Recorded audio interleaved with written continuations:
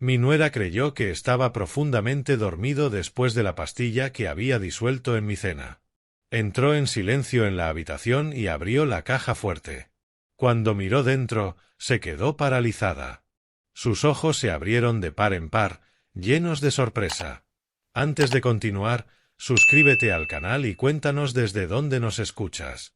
Los platos de porcelana me parecían más pesados de lo normal mientras los colocaba en la mesa del comedor.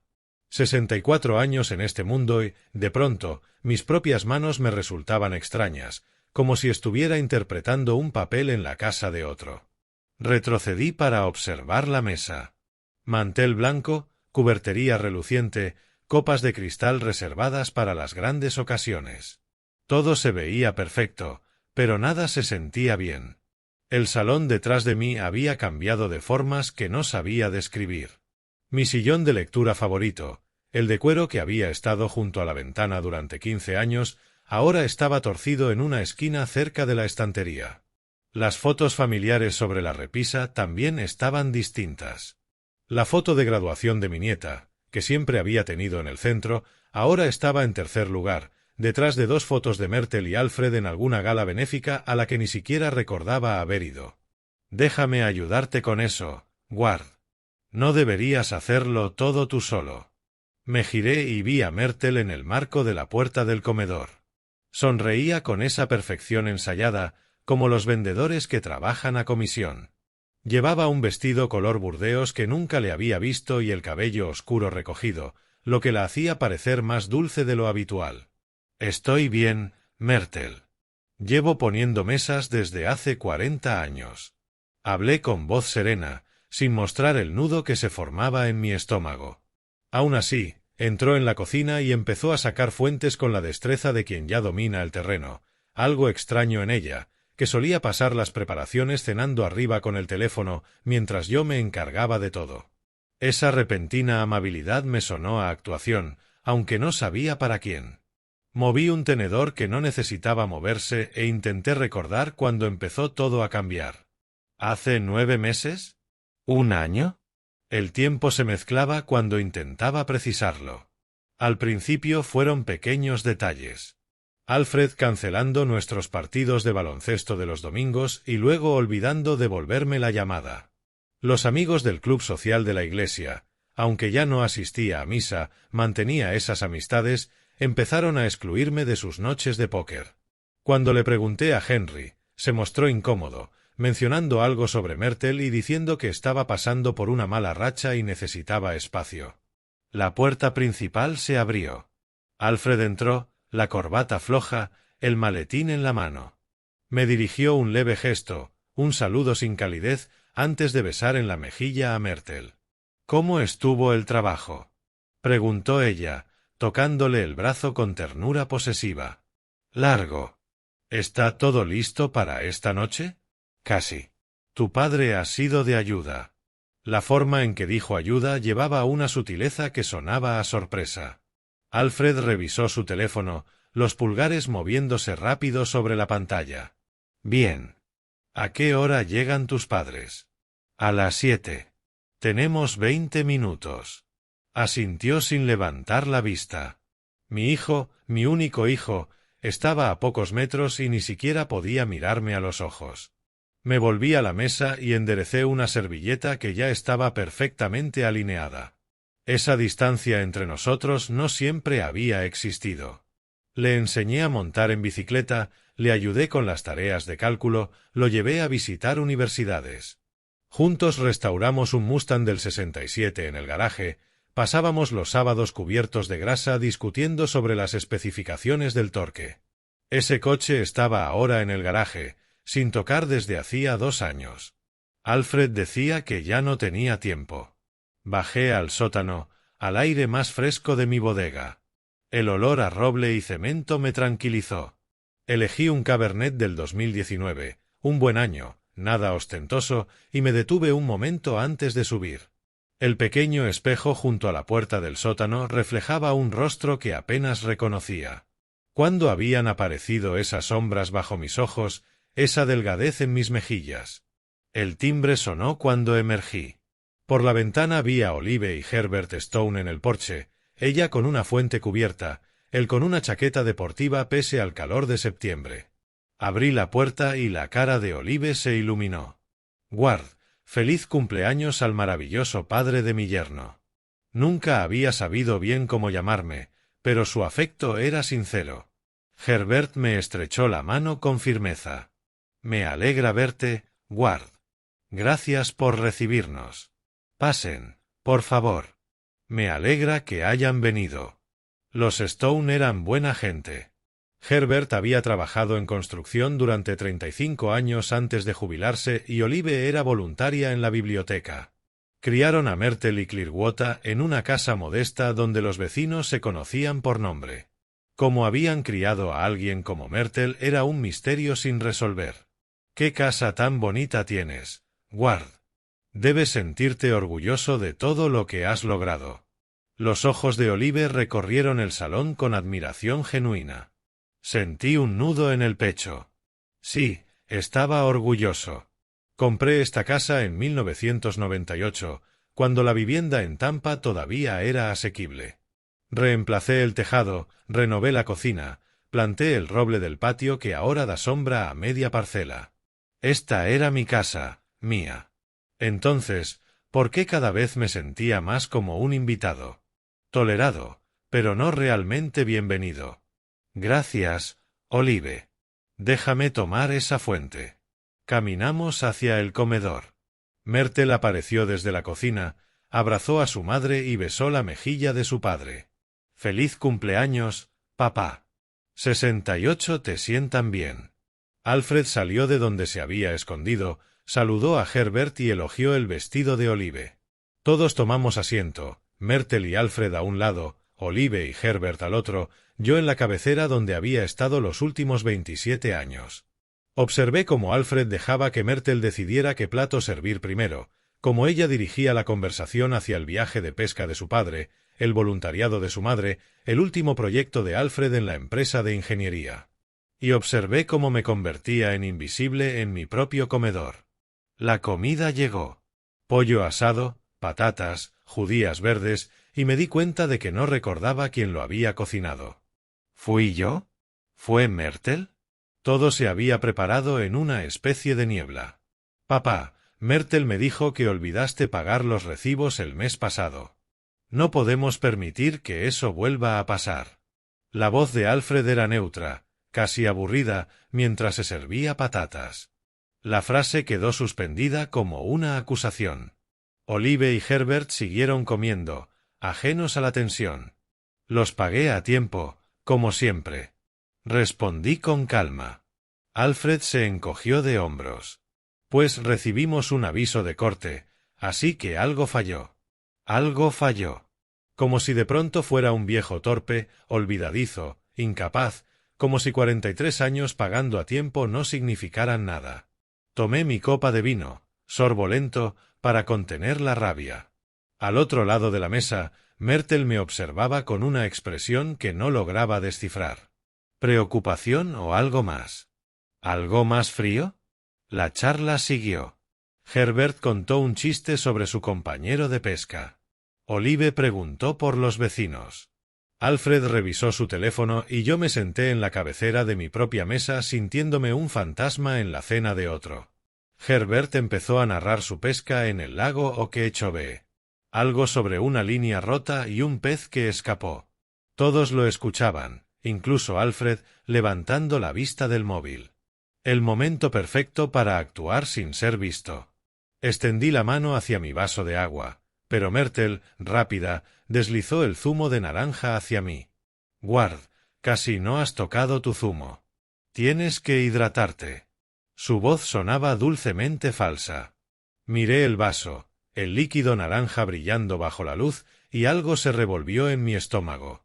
Lo tomaré en un momento. Déjame disfrutar de la historia de Herbert. Papá, hazle caso a Myrtle. Tiene razón en que deberías beber más agua o zumo. Alfred apoyó sus palabras sin siquiera mirarme. Tomé el tenedor, pinché una judía, pero no la comí. La mantuve suspendida mientras fingía escuchar. Con el rabillo del ojo, seguía a Myrtle. Ella se movió en su asiento, bajando la mano derecha bajo la mesa. Mi corazón se aceleró, pero mantuve el rostro impasible. Herbert hablaba, todos reían, y entonces lo vi. Myrtle sacó de su regazo un pequeño sobre, del tamaño de un paquete de azúcar. Con movimientos rápidos y precisos, vertió el contenido blanco en mi vaso y lo removió con el dedo 1 o 2 veces antes de volver a su postura natural. Si hubiera parpadeado, me lo habría perdido. Mi mano se apretó en la servilleta, pero mi rostro siguió sereno. ¿Cuántas veces lo habría hecho antes? ¿Cuántas cenas había pasado bebiendo lo que me daba, despertando luego aturdido y culpando a la edad?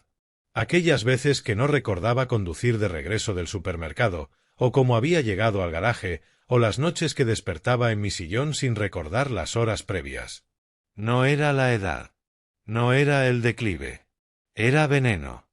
La palabra me pareció exagerada, pero ¿qué otra explicación había?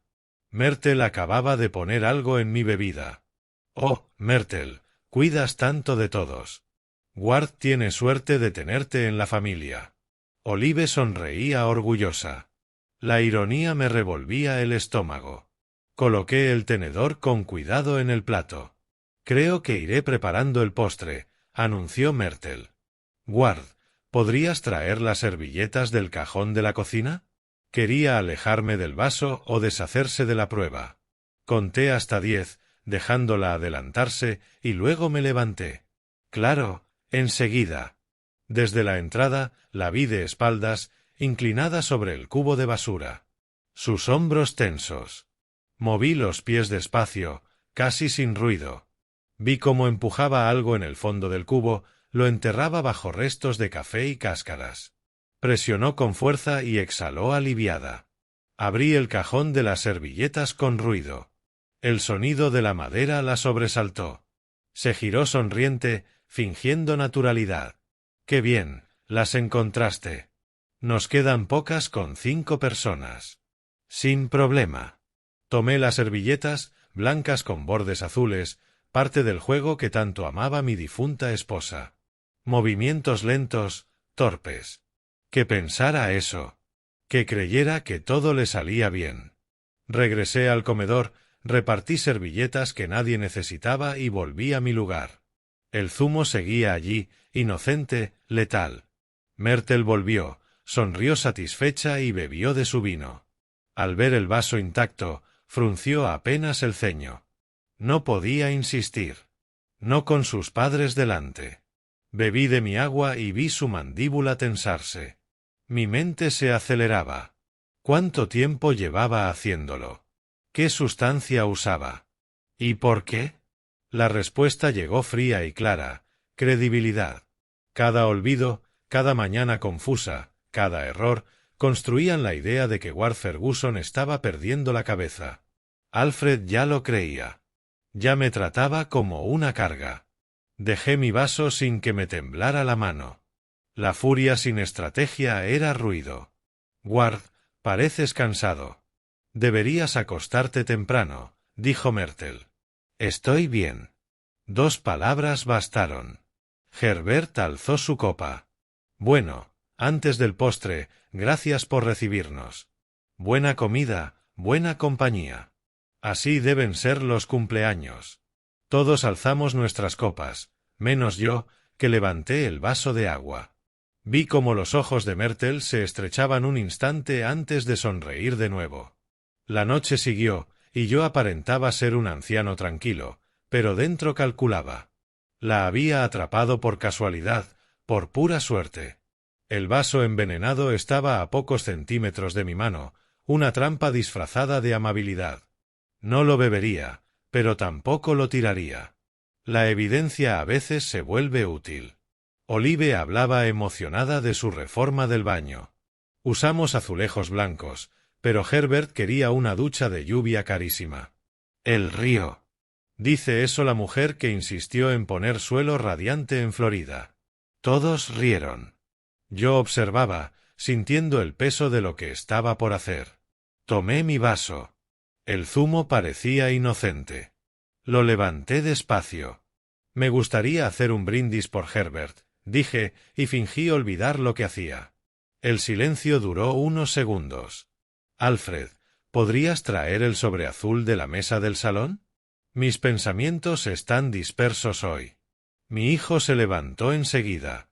Claro, papá. En el salón, junto a la lámpara. Los ojos de Myrtle lo siguieron.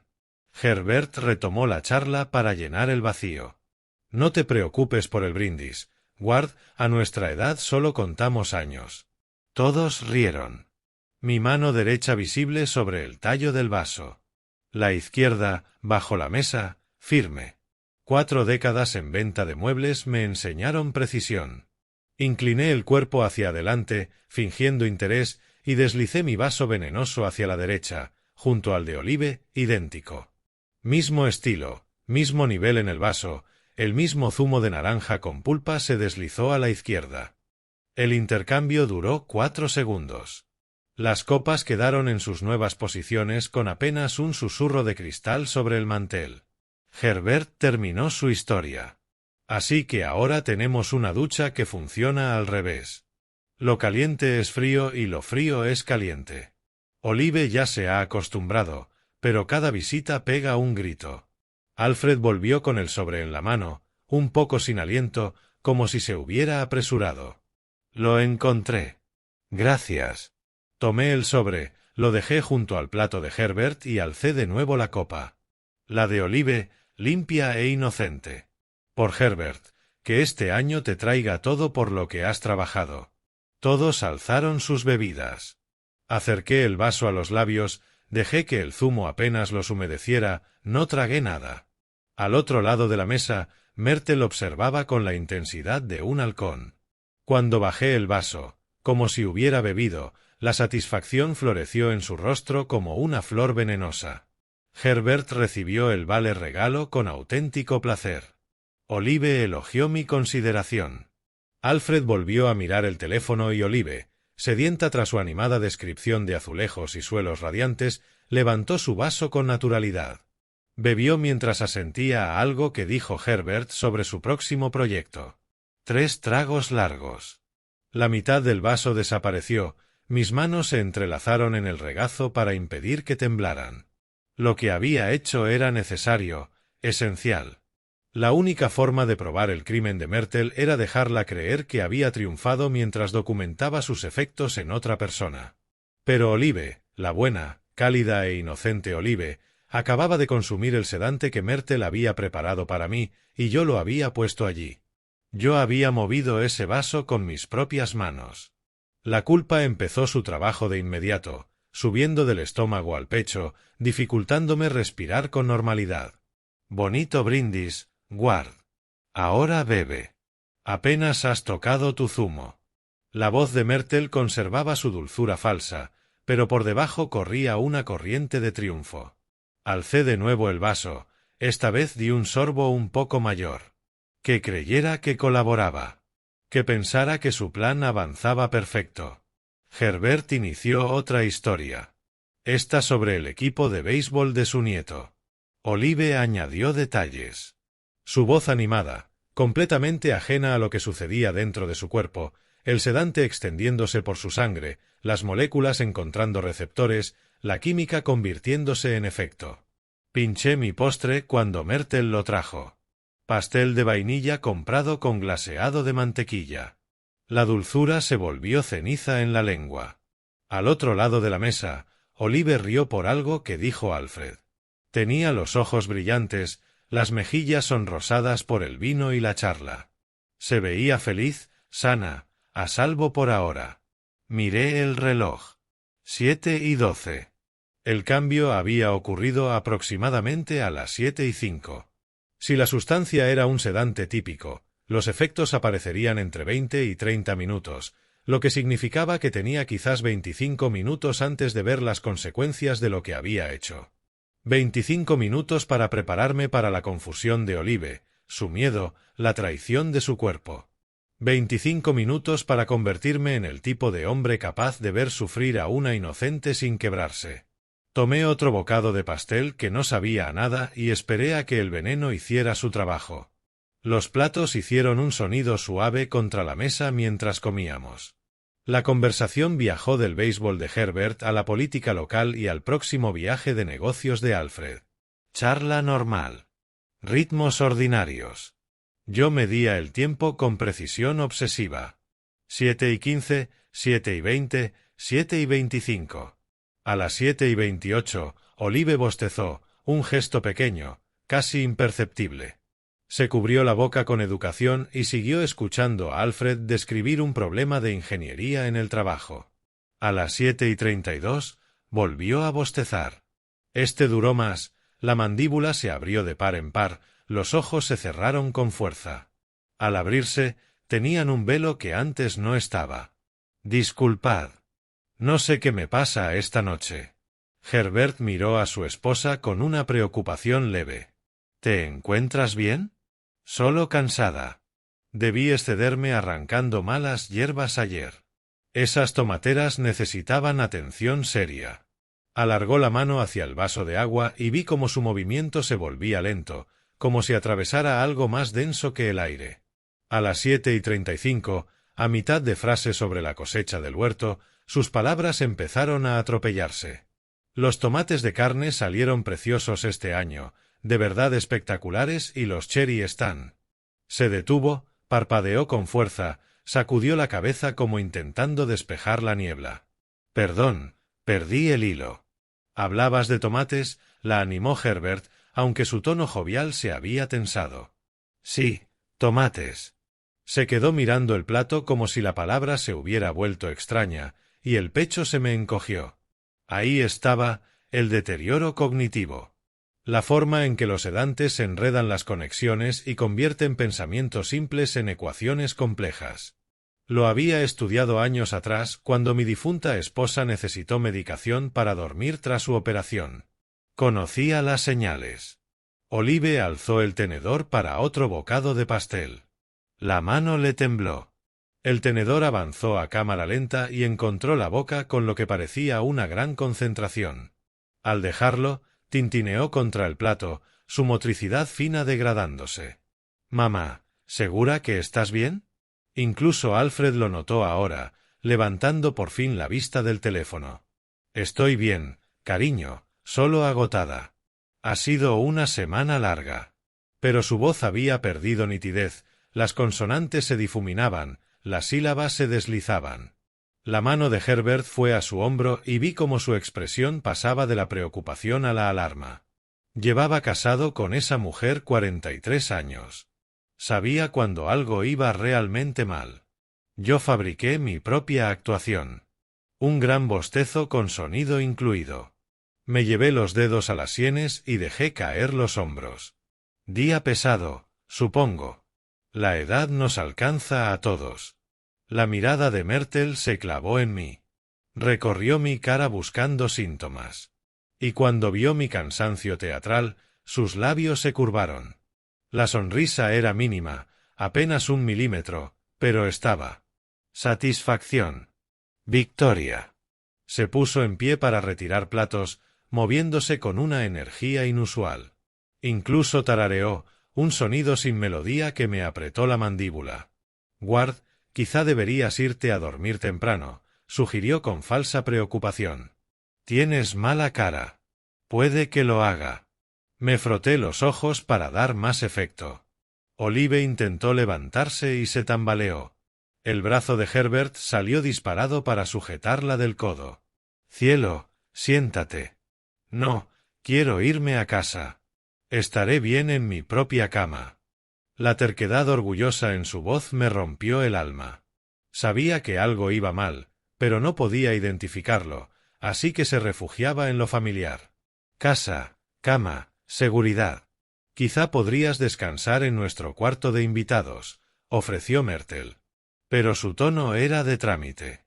Quería que se fueran, quería centrarse en mí, comprobar si su sedante había hecho efecto. No, gracias. Herbert, vámonos. Olive se alzó con ayuda de Herbert. Le temblaban las piernas. Tenía las pupilas dilatadas, lunas oscuras en iris color avellana. El movimiento hacia la entrada fue en etapas lentas. Herbert reunió sus cosas. El bolso de Olive, su chaqueta, las llaves, mientras ella se apoyaba en la pared. Insistía en que estaba bien, pero los párpados le caían como cortinas al final de una función. Alfred ayudó con los abrigos, haciendo conversación torpe. Myrtle se quedó cerca de la cocina, brazos cruzados, observándome con una expectación apenas disimulada. Acompañé a los Stone hasta la puerta, con el corazón golpeándome el pecho. Herbert rodeaba la cintura de Olive, sosteniendo casi todo su peso. Gracias por la cena, Ward, y por el vale. Muy amable. La cortesía automática de Herbert no ocultaba la preocupación en sus ojos.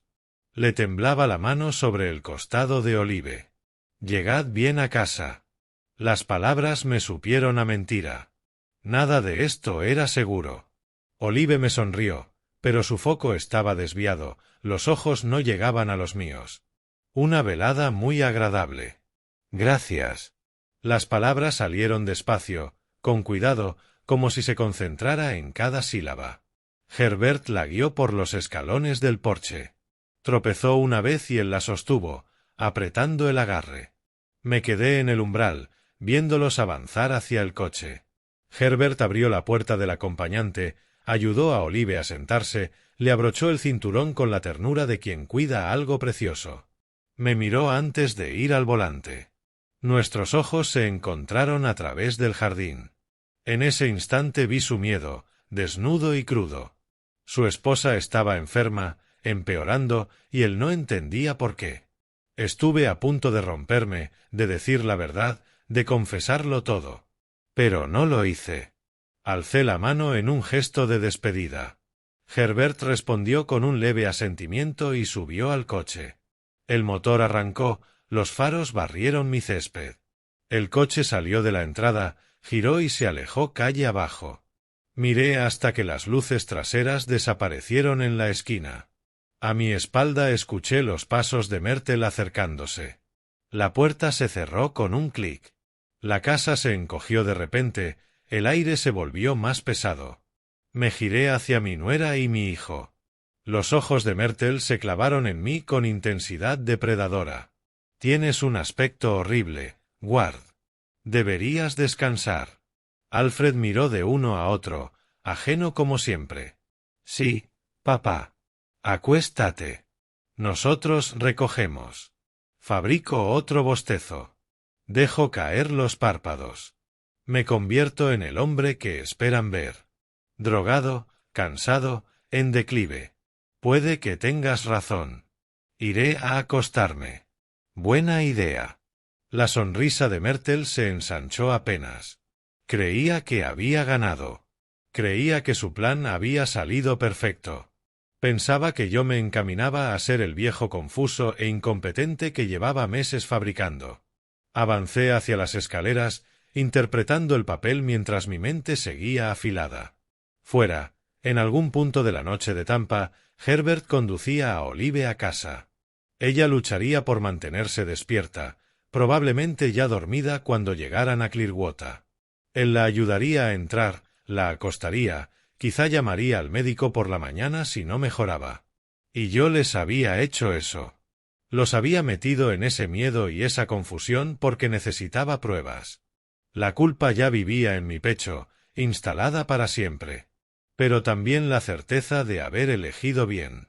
A veces la justicia exige sacrificios, incluso si los pagan inocentes que merecen algo mejor. Subí las escaleras con lentitud exagerada, agarrándome a la barandilla como alguien que necesita apoyo. Detrás, oí la televisión encenderse con una serie de crímenes. Una ironía tan afilada que casi me hizo reír. Me voy a la cama. Día largo. Buenas noches a ambos. Mi voz cargaba el cansancio que había estado fingiendo toda la tarde, proyectado lo bastante fuerte como para llegar a donde estuvieran. Noche, papá. Duerme bien. La respuesta de Alfred fue automática y distante, ya absorbido por la pantalla. Descansa, Ward. Dulces sueños. La voz de Myrtle llevaba algo debajo. Satisfacción. Anticipación. El tono de quien ve su plan desplegarse tal como lo diseñó. Dulces sueños. La frase resonó en mi cabeza al llegar al descansillo y girar hacia mi dormitorio. Veamos de quién son las pesadillas esta noche. Mi habitación estaba al fondo del pasillo, la suite principal que ocupaba solo desde que mi esposa murió hace 7 años. Entré, cerré la puerta con un clic suave y encendí la lámpara de la mesilla. La luz cálida llenó el espacio. Muebles familiares, sombras familiares. Una habitación donde había dormido 10.000 noches, convertida ahora en escenario del acto final. Me senté en el borde de la cama y miré el reloj. 8:12. Tenía que dar a esta representación 10 minutos, lo justo para alguien que se prepara para dormir, cambia de ropa, se cepilla los dientes, los rituales de la noche. Pero no me cambié. No me lavé los dientes. Me quedé vestido, a la luz de la lámpara, esperando, escuchando el murmullo amortiguado de la televisión filtrándose por el suelo. Una serie de detectives, por lo que alcancé a distinguir. Alguien resolviendo crímenes mientras un crimen real se desarrollaba un piso más abajo. A las 8:22 apagué la lámpara. La oscuridad se tragó la habitación. Los ojos se adaptaron despacio, las formas emergieron de las sombras. La cómoda contra la pared, la silla junto a la ventana, la puerta, un rectángulo apenas más claro en la penumbra. Me acerqué a la cómoda con pasos ensayados, evitando las tablas que crujen. La madera vieja tiene su propio idioma. Si le hablas mal, te delata. El cajón superior se deslizó con un susurro. Dentro, entre calcetines y camisetas, estaba el llavero pequeño, 2 llaves de la caja fuerte, varias de puertas, una del archivador, piezas de metal que representan acceso, control, seguridad, justo lo que Myrtle quería. Las saqué y las dejé sobre la cómoda. Luego abrí la mesilla y saqué el sobre que había preparado la semana anterior, cuando mis sospechas se convirtieron en certeza. La cámara de vigilancia me costó $400 en una tienda de electrónica de Clearwater, lo bastante pequeña para esconderla en una estantería, con sensor de movimiento e infrarrojos. La instalé en mi despacho después de notar demasiados pequeños desplazamientos, una carpeta movida, papeles un poco fuera de lugar, programas abiertos en el ordenador que yo no había abierto. La cámara lo captó todo. Myrtle entrando en mi despacho a las 2 de la tarde del 30 de agosto mientras yo supuestamente dormía la siesta. Myrtle abriendo archivadores, fotografiando documentos con el móvil, dejando todo casi, pero no exactamente, como estaba. Esparcí las fotos impresas en el fondo del cajón. La más nítida arriba, el rostro de Myrtle atrapado con claridad infrarroja, inclinada sobre mi archivador, la expresión concentrada y decidida. Sin ambigüedades, sin margen de excusas. Debajo coloqué las impresiones de los mensajes de texto. Eso requirió otros recursos. Un especialista en teléfonos llamado Marcus con una pequeña tienda en la Dale Mabry Highway. $200 y mi móvil en su poder durante 3 horas. Clonó los mensajes de Myrtle desde la cuenta del plan familiar, los extrajo, los imprimió. Las conversaciones con Jennifer Chen, compañera de universidad y al parecer confidente, llenaban 4 páginas con fechas a lo largo de 6 meses. El viejo no aguantará mucho si le echamos una mano. Cuando lo declaren incompetente, todo se transfiere. Alfred no lo peleará. Ya cree que su padre está perdiendo la cabeza. Clínico, calculado, frío. Los leí otra vez en la oscuridad, con los ojos ya adaptados. Cada frase era un puñetazo, pero había pasado del shock a algo más duro y útil. Rabia con propósito, ira con dirección. La pieza final era mi nota manuscrita, compuesta esa tarde con letras mayúsculas cuidadas. Pensaste que no me daría cuenta. La policía ya va de camino. WF. Una mentira por ahora sobre la policía. Pero el efecto sería el mismo. Pánico, miedo, la carrera desesperada de quien ve su plan colapsar. Coloqué la nota encima de todo. Mi firma clara e inconfundible. Ward Ferguson. No el viejo confundido que ella fabricaba. No la víctima incompetente que quería crear, sino yo de verdad. Lúcido, alerta y listo para pelear.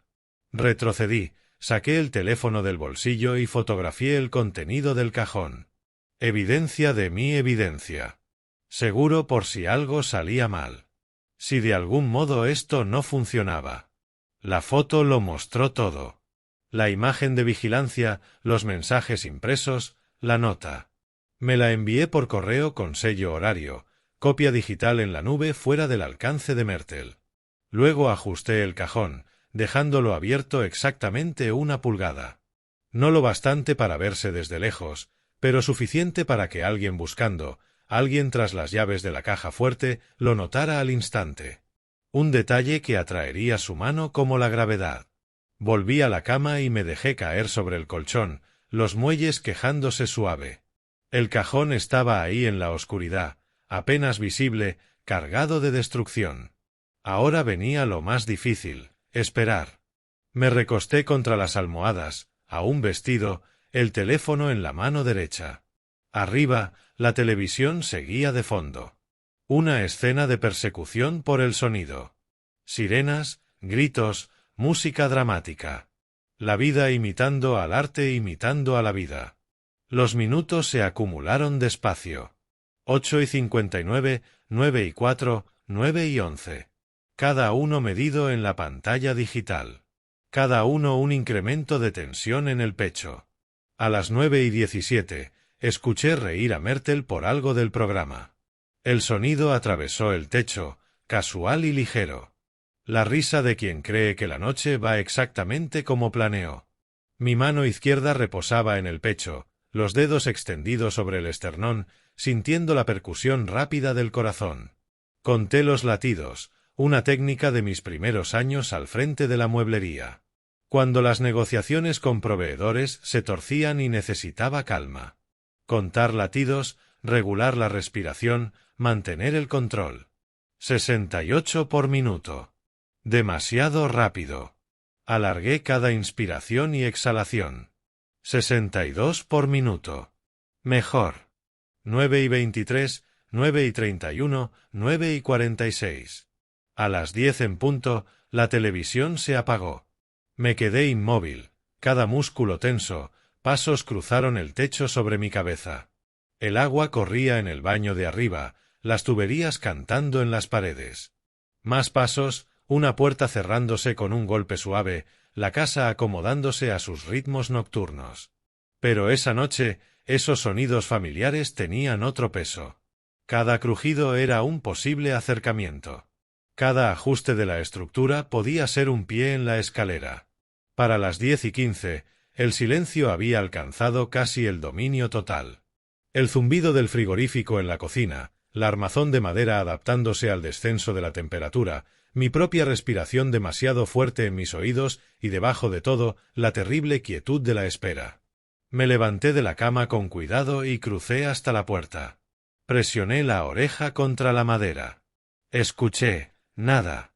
De vuelta a la cama. Consulté el teléfono. Las 10:22. Mi mente no se quedaba quieta aunque mi cuerpo sí. Daba vueltas por el último año como un fiscal repasando pruebas para el alegato final. El aislamiento había sido gradual. Los amigos del club social dejaron de invitarme. Henry mencionó que Mertel había dicho que yo estaba pasando por algo y necesitaba espacio. Partidas de bridge sin mí. Noches de póker a las que ya no me llamaban. El control de las finanzas llegó envuelto en ayuda. Ward, déjame encargarme de los recibos. Ya tienes bastante de qué preocuparte. Ward, yo me ocupo de la renovación del seguro. No hace falta que tú lidies con ese papeleo. Cada oferta de ayuda era en realidad una transferencia de poder. Un trozo de mi independencia deslizándose fuera de mi alcance. La sugerencia sobre medicación. Ward, ¿has pensado en algo para la memoria? El padre de mi amiga toma este suplemento. Ward, el médico mencionó que estas pastillas podrían ayudar con la concentración. Construir una narrativa de declive, preparar testigos, crear la historia que justificaría declararme incompetente. Cada amabilidad era un cuchillo. Cada gesto de preocupación, un corte calculado. Y yo lo noté demasiado tarde. O quizá justo a tiempo. Las 10:32. El detective Griffin debería estar ya cerca. Quizá a 10 minutos. Quizá menos. Pero Myrtle podría moverse antes. Había esperado lo suficiente para que el sedante hiciera efecto, o lo que ella creía que era el sedante actuando en mí. En algún momento, su impaciencia superaría su prudencia. Cerré los ojos, no para dormir, sino para afinar el resto de sentidos. Escuchar se volvió mi modo principal. Cada pequeño sonido amplificado en la oscuridad. La casa crujió. Un sonido viejo, familiar. El asentarse de viguetas y travesaños. Mi corazón se aceleró.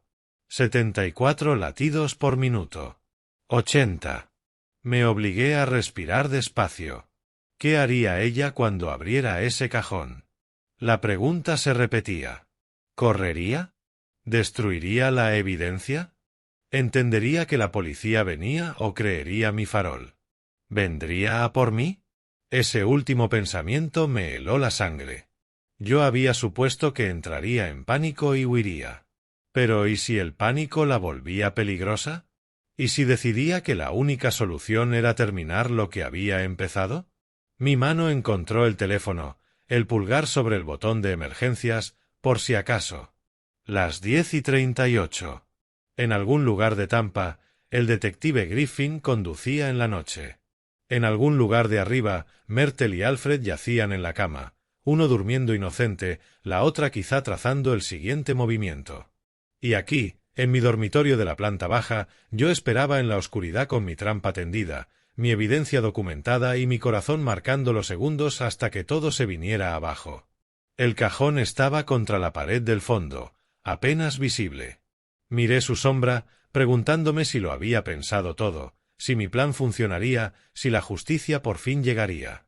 En cualquier momento. En cualquier momento. El sonido llegó a las 11:16. Un crujido. El tercer escalón desde arriba. Ese que llevaba 2 años queriendo arreglar y nunca arreglaba. Ese quejido inconfundible de la madera vieja bajo peso. Cada músculo de mi cuerpo se tensó. Luego me forcé a relajarme, convirtiéndome en peso muerto sobre el colchón, brazos sueltos, cabeza ladeada a la izquierda, la imagen de la vulnerabilidad inconsciente. Pasos cruzaron el pasillo de madera.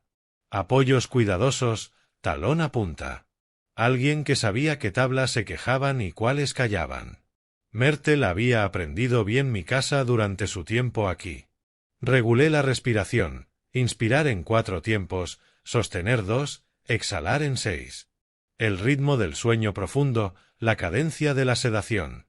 Por mis párpados apenas entreabiertos, miré la puerta del dormitorio.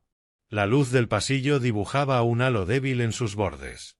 La puerta se abrió hacia adentro con una lentitud torturante. 1 pulgada, 2, 6. Su silueta apareció en el marco, recortada por la penumbra del pasillo. Se quedó inmóvil, escuchando, vigilando cualquier señal de vigilia. Mantuve la respiración estable. Inspirar, sostener, exhalar, inspirar, sostener, exhalar. Pasaron 30 segundos. Quizá 40. Me estaba poniendo a prueba, asegurándose de que el sedante, el que creía que yo había consumido, había hecho su trabajo. Por fin entró. Myrtle se deslizó por el suelo con sorprendente gracia. La linterna del móvil cortó la oscuridad, un haz estrecho que barrió mi cama y se posó en la cómoda. El corazón me martilleaba tan fuerte que estaba seguro de que lo oiría, pero mantuve el patrón de respiración. 4 para entrar, 6 para salir, contando en silencio, mecánicamente, mientras la adrenalina me gritaba en las venas. Llegó a la cómoda. El haz encontró el cajón entreabierto. La miré por la rendija de mis párpados, mi ángulo me daba una vista clara de su perfil. Llevaba una bata burdeos sobre el pijama. El pelo suelto sobre los hombros. La cara con una expresión de concentración intensa. Su mano libre tocó el tirador, vaciló, volvió a intentarlo. El cajón se abrió. El haz se inclinó hacia abajo, iluminando el contenido. Vi el momento exacto en que la comprensión la golpeó. El cuerpo se le echó atrás como electrocutado. La boca se le abrió. El teléfono le tembló en la mano y con él la luz. Se inclinó de nuevo, necesitando confirmar lo que veía, queriendo que fuera un error, una pesadilla, cualquier cosa menos real. Sus dedos rozaron las fotografías con el horror tentativo de quien mete la mano en el fuego. Las levantó junto con las impresiones de los mensajes de texto. La nota cayó al suelo. Debería estar completamente fuera ya, susurró para sí, casi inaudible. 40 minutos como mínimo. Solo coge las llaves y vete. Pero no había llaves, solo evidencia, solo pruebas, la documentación de cada crimen que había cometido. Leyó mi nota donde había caído. Los labios se le movieron formando las palabras. Pensaste que no me daría cuenta. La policía ya está. No pudo terminar. No pudo decirlo en voz alta. No. Su susurro subió de volumen. No, no, no. Él no podía saberlo. Bebió. Lo vi beber. La negación peleando con la realidad. La lógica fracturándose bajo el peso de lo imposible. Yo permanecí inmóvil, viendo su rostro pasar por emociones como una secuencia de diapositivas. Confusión, incredulidad, horror, cálculo, miedo. Ahí está, pensé. La máscara cae. Ya no era la nuera preocupada. Solo una ladrona con la mano en la caja fuerte. Sus ojos saltaron a la cama, a mí, comprobando si seguía inconsciente. Mantuve mi respiración. La interpretación de mi vida. Volvió a las pruebas en sus manos, leyendo los mensajes con más cuidado. Cada línea clavaba el cuchillo más hondo. Se veía en la curvatura de los hombros, en el leve negar de cabeza, involuntario. Esto no está pasando, jadeó. Borrar los archivos. Quemar las fotos. Arreglar esto. Arreglar esto. El pánico le rompía el pensamiento en órdenes desesperadas. Entonces decidió. Giró hacia la puerta. Fotografías y impresiones apretadas contra el pecho como un escudo. La bata le giró en las piernas. El haz de la linterna dibujó arcos salvajes en las paredes. Estaba huyendo. Conté hasta 3, le di la cuerda justa, dejé que creyera posible escapar. Luego abrí los ojos del todo, bajé las piernas de la cama y me puse en pie. Las rodillas protestaron. 64 años hacen que los movimientos bruscos sean más complicados. Pero ya estaba erguido y avanzando antes de que alcanzara el pasillo. Encendí la lámpara de la mesilla. La luz inundó la habitación. Myrtle ya estaba en la escalera, una mano en la barandilla, empezando a subir. Hora de terminar esto. Caminé hasta la puerta y salí al pasillo. Mi voz salió tranquila, casi conversacional, el tono de quien pregunta por el tiempo. ¿A dónde vas, Myrtle? Se quedó inmóvil. 5º escalón, de espaldas a mí, rígida. Las fotografías le temblaban en la mano. Esperé. Dejé que el silencio creciera. Que entendiera que huir no funcionaría, que la trampa ya estaba cerrada, que cada movimiento suyo ahora era otra prueba. Se giró despacio, de frente a mí. Su expresión intentó la confusión, la preocupación, pero no pudo ocultar el terror. «¿Yo?» empezó, se detuvo, volvió a empezar. «Solo, te oí moverte. Quería ver si estabas bien». La mentira salió débil, poco convincente. Su manipulación habitual la había abandonado. Sonreí. Sin calidez, solo reconociendo el intento. ¿Con sedantes en mi zumo? Cada palabra precisa, limpia, hechos expuestos como pruebas en un juzgado. Ese tipo de comprobación. La cara se le vació de color. Incluso con la luz tenue del pasillo, la vi palidecer. Abrió la boca, la cerró, la volvió a abrir. Y entonces empezó el alboroto arriba. El pie de Myrtle enganchó el bajo de la bata en el 5º escalón. Se inclinó hacia adelante con un gemido pequeño, agarrándose a la barandilla. El móvil voló de su mano, rebotando escalón a escalón con golpes secos. Cayó a mis pies, el haz girando sombras salvajes por las paredes hasta que la pantalla se apagó, quizá rota.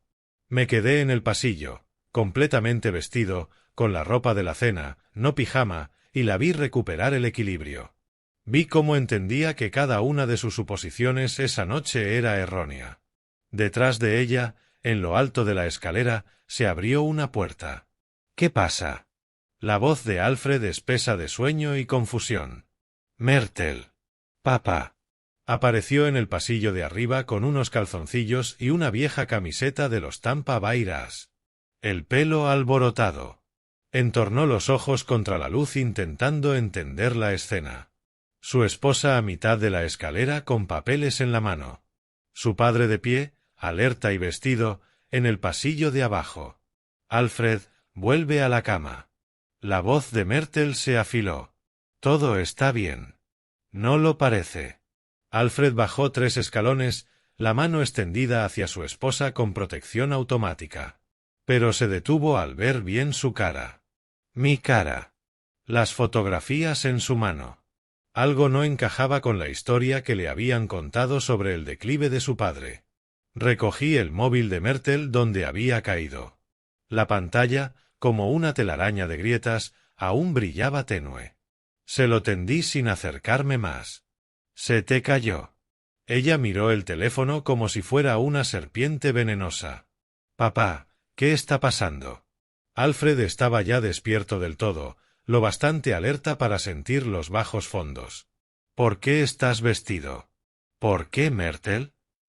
Tu esposa puso sedantes en mi zumo de naranja esta noche, dije, manteniendo la voz nivelada, conversacional. Durante la cena, mientras tu suegro contaba su historia de pesca. Las palabras quedaron en el aire como humo. Alfred miró a Myrtle. Luego a mí. Luego a Myrtle. Eso, papá, eso es una locura. ¿Lo es? Señalé las fotos en las manos de Myrtle. Pregúntale qué sostiene. Los dedos de Myrtle apretaron los papeles, arrugando los bordes. La cara le pasó por varias expresiones. Cálculo, pánico, decisión. Entonces hizo su jugada. Ha perdido la cabeza. Su voz subió a un grito, súbito y cortante. Te lo llevo diciendo meses, Alfred, está peor. Ahora me acusa de envenenarlo. De todas las cosas paranoicas y delirantes. Hay fotografías, la interrumpí en voz baja. Grabaciones tuyas registrando mi despacho, mensajes con Jennifer Chen hablando de ayudar a que las cosas avancen y declararme incompetente.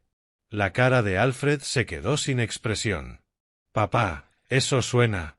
Alfred, dile que está equivocado. Myrtle gritaba ya, desesperación disfrazada de indignación. Dile que está confundido. Necesita ayuda. Hemos intentado ayudarlo. Era buena. Incluso acorralada, incluso pillada, jugaba su carta.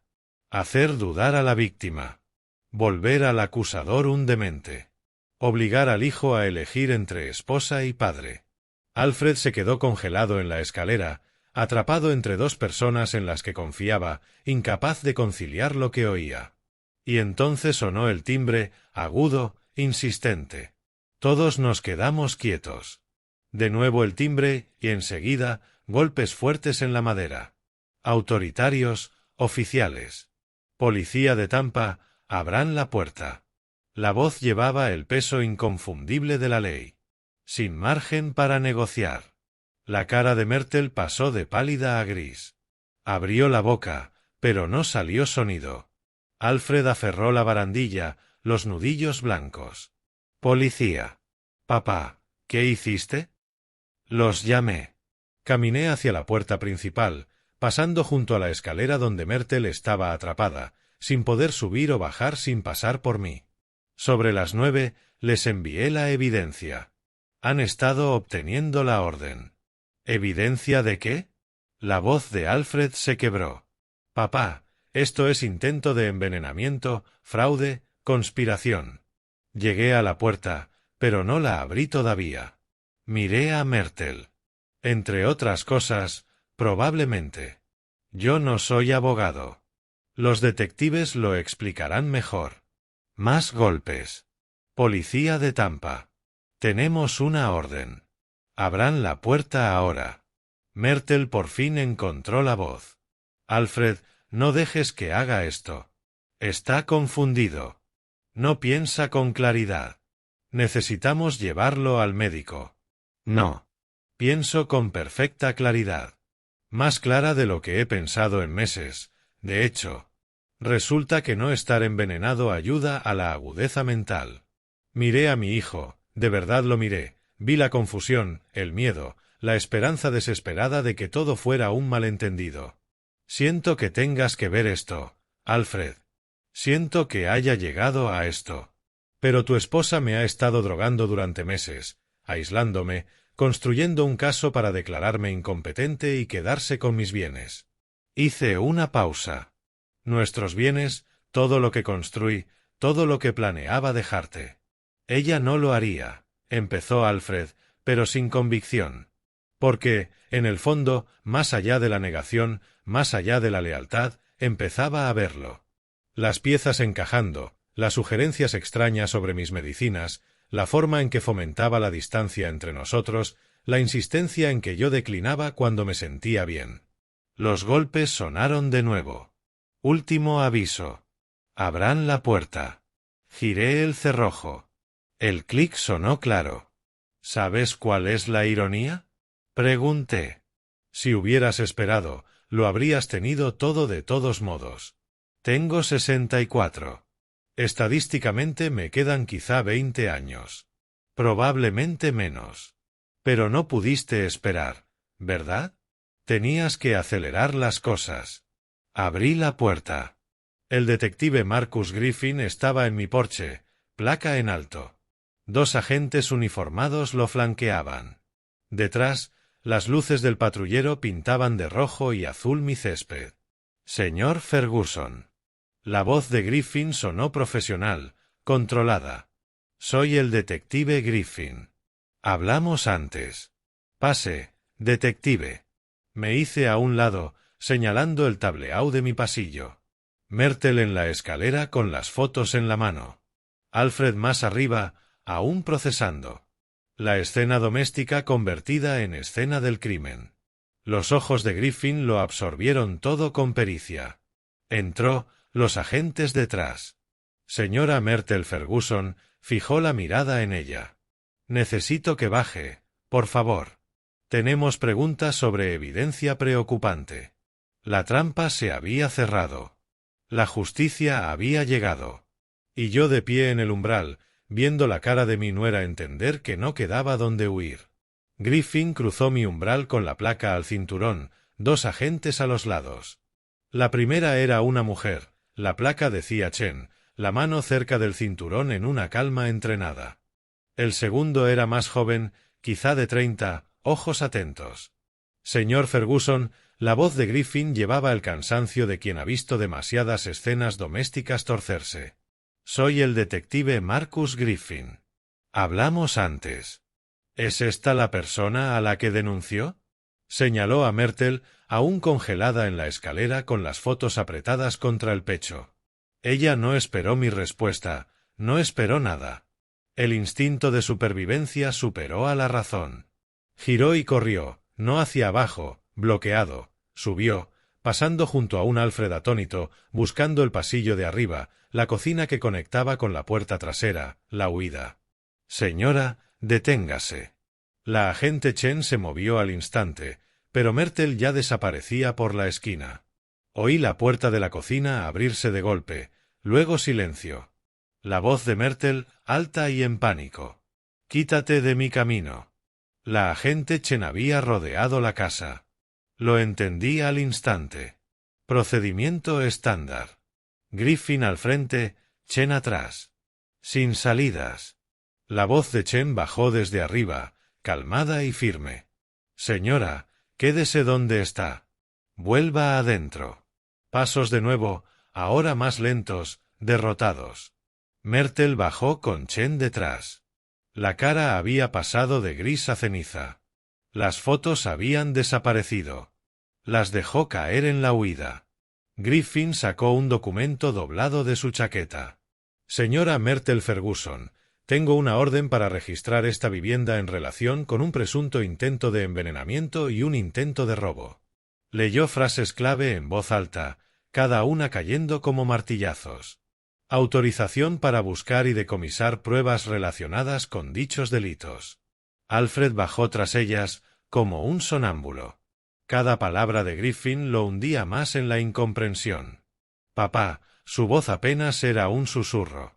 ¿Qué está pasando? Tu esposa envenenó mi bebida esta noche, dije con neutralidad. La policía está aquí para detenerla. Esto es una locura. Myrtle encontró la voz, aguda y alta. Me está tendiendo una trampa. Él mismo cambió los vasos. Lleva meses inestable. Pregúntele a Alfred. La expresión de Griffin no cambió. Señora Ferguson, tomaremos su declaración en breve. Ahora necesito ver la evidencia que mencionó el señor Ferguson. Fui a mi despacho, los agentes detrás. Del cajón saqué la bolsa de plástico con el sobrepequeño que había rescatado de la basura durante el caos tras la marcha de los Stone. La prueba que había preparado y protegido. Este es el sobre que usó. Encontrarán sus huellas. Dentro hay Zulpadem, un sedante. Coloqué las fotos de vigilancia. Myrtle en mi despacho, captada con claridad infrarroja, hurgando en mi archivador. Luego los mensajes impresos. 6 páginas de conversación con Jennifer Chen, planificando metódicamente mi incompetencia, mi declive, la transferencia de mis bienes. Griffin fotografió cada pieza antes de recogerla, construyendo la cadena de custodia, haciendo el caso listo para juicio. Necesitaré tomar huellas de la señora Ferguson, dijo, y analizar el contenido de este sobre. Myrtle retrocedió hacia la pared. No les doy nada sin abogado. Es su derecho, asintió Griffin. Pero la orden nos autoriza a recoger evidencia con o sin su cooperación. Agente Rodríguez, el kit de campo. El agente joven sacó un kit de huellas. Myrtle intentó apartar la mano cuando él se la tomó, pero Chen la estabilizó con firme agarre en el codo. Señora, puede cooperar o hacerlo en comisaría. Usted decide. Las manos de Myrtle temblaban mientras Rodríguez presionaba sus dedos en la tinta y luego en la tarjeta. Un dedo cada vez, pulgar, índice, medio, anular, meñique, profesional, metódico, irreversible. Griffin comparó las huellas con las del sobre usando una lupa portátil. Su expresión pasó de neutra a sombría. Coinciden, dijo en voz baja. Rodríguez, analiza el polvo. Sacó un reactivo. Una pequeña muestra de polvo blanco sobre la tira. La tira se volvió de un azul intenso, inconfundible. Positivo para Zulpadem, confirmó Rodríguez. Alfred se dejó caer en el último escalón, la cabeza entre las manos. Los hombros le temblaron. Cuando me miró, sus ojos tenían preguntas que no pensaba responder esa noche. Fui a la cocina y regresé con el vaso que había contenido el zumo. El vaso de Olive, el que llevaba el sedante destinado a mí. Lo había conservado tal cual, en la encimera. Detective, esto es lo que bebió Olive Stone. El vaso destinado a mí. Querrán analizarlo. La mandíbula de Griffin se tensó. ¿La señora Stone consumió esto? Sí. Probablemente ya esté en casa preguntándose por qué se sintió tan agotada esta noche. O quizá ya en el hospital si Herbert la llevó cuando empeoraron los síntomas. Debemos comprobarlo de inmediato. Sacó el teléfono, se apartó, hizo una llamada rápida. Su voz era demasiado baja para oír, pero capté fragmentos.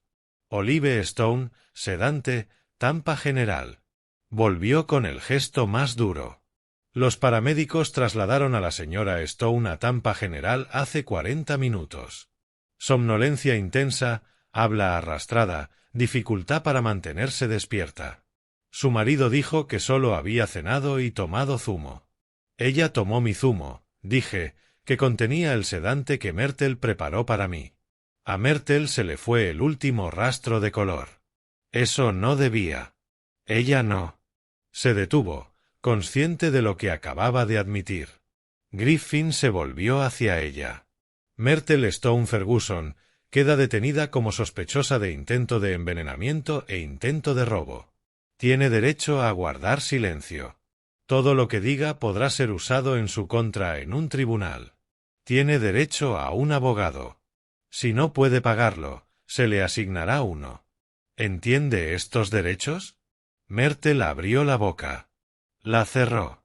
La volvió a abrir. ¿Entiende estos derechos? Repitió Griffin. Quiero un abogado, susurró. Consta. Griffin asintió a Chen. Esposas. El clic metálico cerrándose en sus muñecas fue el sonido de la justicia materializada. Sus manos quedaron tras la espalda.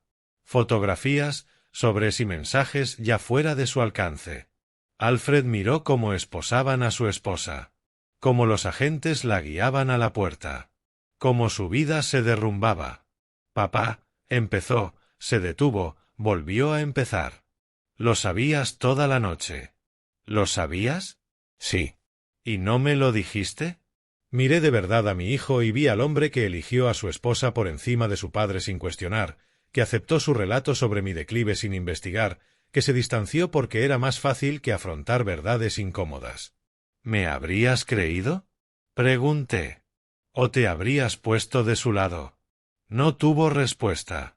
Las luces de la patrulla pintaron de rojo y azul mi césped mientras se llevaban a Myrtle.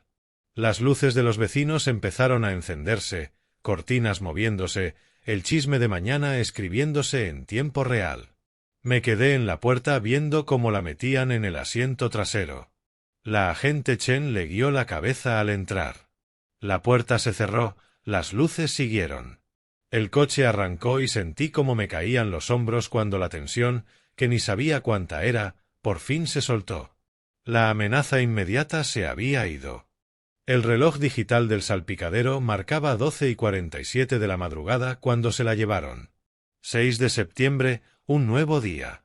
Cerré la puerta y encontré a Alfred aún sentado en el último escalón, mirando sus manos. Lo siento mucho, papá. La voz se le quebró, las lágrimas caían. Debí escucharte. Debí confiar en ti. No sé cómo arreglar esto. Las palabras quedaron entre nosotros. Una disculpa con años de retraso. Elegiste cuando dejaste que ella te convenciera de que yo perdía la cabeza, dije, con la voz plana. Sin ira, pero sin consuelo. Cuando la creíste a ella sobre mí sin preguntas. Esa fue tu elección, Alfred. Y las elecciones tienen consecuencias. Se encogió como si lo hubiera golpeado. Lo arreglaré. Testificaré por ti. Lo que necesites. No necesito nada de ti. La verdad se asentó en mi pecho, pesada pero clara. La evidencia habla sola. Tu testimonio no cambiará lo que pasó. Se levantó, limpiándose los ojos con el dorso de la mano. ¿Puedo quedarme aquí esta noche? No tengo a dónde ir. La habitación de invitados está libre. Asintió y subió con el paso de un hombre mucho mayor. Oí la puerta del cuarto cerrarse. Me senté en mi sillón del salón y esperé al amanecer. La mañana trajo la llamada del detective Griffin a las 7:30. Olive Stone estaba estable en Tampa General. Le hicieron lavado gástrico, administraron carbón activado y la dejaron en observación. Se recuperaría por completo en 24 horas. Su marido quiere hablar con usted, dijo Griffin. ¿Le doy su número? Sí. Herbert llamó a las 8:15. La voz gruesa, rota. Ward, no sé si lo que hiciste fue correcto, pero le salvaste la vida a Olive. El médico dijo que 1 hora más sin tratamiento. Hizo una pausa para recomponerse. Estoy agradecido. También estoy destrozado de que mi hija pudiera hacer esto. Siento que te hayas enterado así, Herbert. ¿Lo sientes? Quiero decir. Consideré la pregunta. Siento que Olive saliera herida. No siento que Myrtle enfrente consecuencias. Justo. Un largo suspiro. Justo. A las 9, Conduje a la jefatura de policía de Tampa en la Franklin Street, un edificio de hormigón que llevaba 40 años viendo crímenes confesados y negados. El detective Griffin me recibió en el vestíbulo, me llevó a una sala de entrevistas, grabadora en la mesa, café en vaso de espuma. 3 horas de preguntas. Relaté todo. La cena, la observación, el intercambio, la trampa. Cada detalle quedó en cinta. Transformado de pesadilla privada a registro público. Mi firma apareció en documento tras documento. Cada página otra pieza del expediente en Florida contra Myrtle Stone Ferguson. Al mediodía, Griffin me llevó a casa. Necesitará un abogado para su protección y entender el proceso. Me haré cargo. Llamé a Jessica Hart a la 1. Me la recomendó un socio, aguda, experimentada, especializada en penal. Nos vimos a las 3 en su despacho. Desplegó expedientes, estatutos de Florida, precedentes, guías de condena. Envenenamiento en grado de tentativa de primer grado bajo el Estatuto 782.07 conlleva hasta 15 años, explicó, la pluma sobre el blog. Robo mayor en tentativa bajo 18 y 12 en 04. Otros 5 años si el valor supera 20.000. Su patrimonio es sustancialmente mayor. Así que ese cargo se sostiene. ¿Qué es realista? La evidencia es abrumadora. Probablemente acepte un acuerdo para evitar juicio. La pluma de Hart se detuvo. 8 a 10 años de forma realista. Posiblemente más si el juez es especialmente duro con casos de abuso a mayores, que algunos lo son. Me dio su provisión. $5.000. Extendí el cheque sin dudar. Por la tarde, estaba de vuelta en casa. El coche de Alfred seguía en la entrada.